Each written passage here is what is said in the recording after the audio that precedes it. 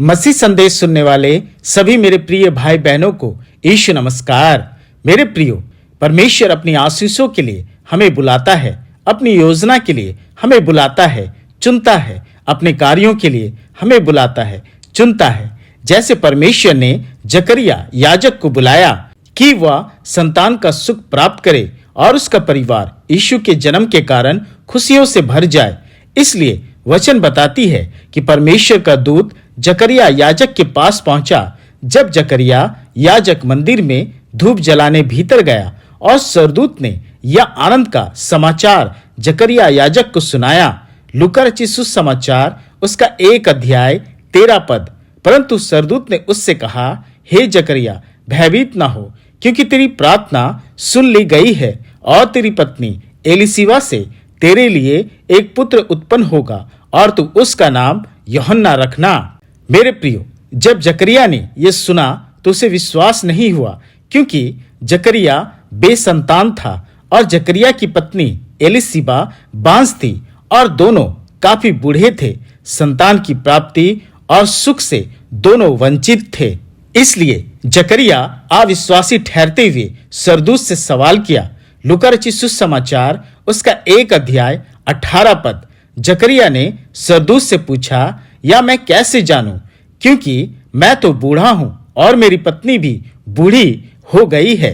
मेरे प्रियो, इसी अविश्वास के कारण परमेश्वर ने जकरिया की आवाज बंद कर दी और वह तब तक गूंगा रहा जब तक उसका पुत्र यूहन्ना का जन्म ना हुआ। मेरे प्रियो, इस ओर वचन बताती है कि जकरिया की तरह परमेश्वर हमारी प्रार्थना का उत्तर हमें देता है, अपनी आशीषों के लिए हमें बुलाता है, अपना संदेश हमें देता है, पर हम उसके संदेश या समाचार पर विश्वास नहीं करते, गौर नहीं करते, अविश्वासी बन बैठते हैं। पर मेरे प्रियो, इसके विपरीत अगर हम मरियम यीशु की माता को जब जब्रियाल सरदूत ने पुत्र होने का समाचार दिया तो मरियम ने विश्वास किया और परमेश्वर की आशीष और योजना को स्वीकार कर उसका स्वागत किया और वह स्त्रियों में धन्य कहलाई। मेरे प्रियो, जकरिया के अलावा बाइबल में ऐसे कई व्यक्तित्व हैं जिन्होंने परमेश्वर की आशीषों और बुलाहट के संदेश पर अविश्वास किया, जैसे योना नबी, राजा साउल और मूसा। मेरे प्रियो, हम भी आज उसके संदेश पर अविश्वास कर अपनी आशीषों को खो देते हैं, अपनी प्रार्थना को उत्तर खो देते हैं। वचन बताती है कि परमेश्वर ने विशेष उद्देश्य के लिए जकरिया को चुना था कि उसका पुत्र यूहन्ना बपतिस्मा देने वाला प्रभु यीशु मसीह के लिए मार्ग तैयार करेगा। और मेरे प्रियो, जकरिया ने बाद में विश्वास किया और उस संतान सुख की आशीष को प्राप्त किया।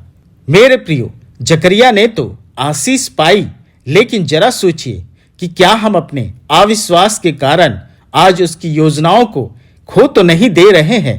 मेरे प्रियो, परमेश्वर की योजना कभी भी असफल नहीं होती है। वह अपनी योजनाओं को पूरी करता है जो उसकी बुलाहट और उसकी योजनाओं का कद्र करता है। अर्थात अगर आपने उसके संदेश पर विश्वास नहीं किया तो वह आशीष से किसी और के पास चली जाएगी जो परमेश्वर की आशीषों के लिए भूखे हैं। जैसे राजा साउल की आशीषें राजा दाऊद के पास चली गई और जैसे मूसा की लाठी और बोली हारून के पास चली गई। इसलिए मेरे प्रियो, परमेश्वर की योजनाओं और संदेश को ग्रहण कीजिए, कद्र कीजिए, क्योंकि इस क्रिसमस परमेश्वर की बड़ी आशीषें, बड़ी योजनाएं आपके जीवन में, आपके परिवार में आने को तैयार है। जैसे जकरिया याजक के परिवार में आया, वैसे ही आपकी प्रार्थना का उत्तर आने वाली है। आपके घरों में खुशियां आने वाली है। इसलिए विश्वासी बनकर उसका स्वागत कीजिए।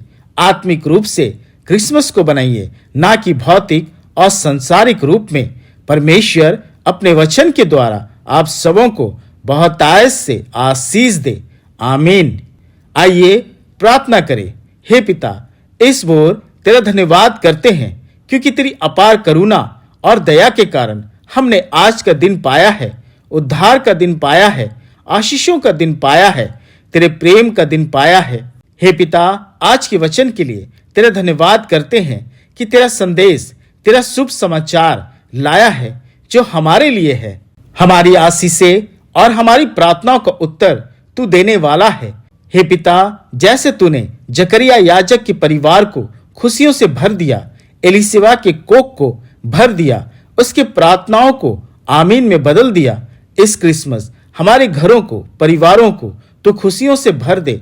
हमारे हृदय से अविश्वास के अंधकार को मिटा दे कि तेरे संदेश और सुसमाचार को हम सुन सके और आनंद और जय से भर सके।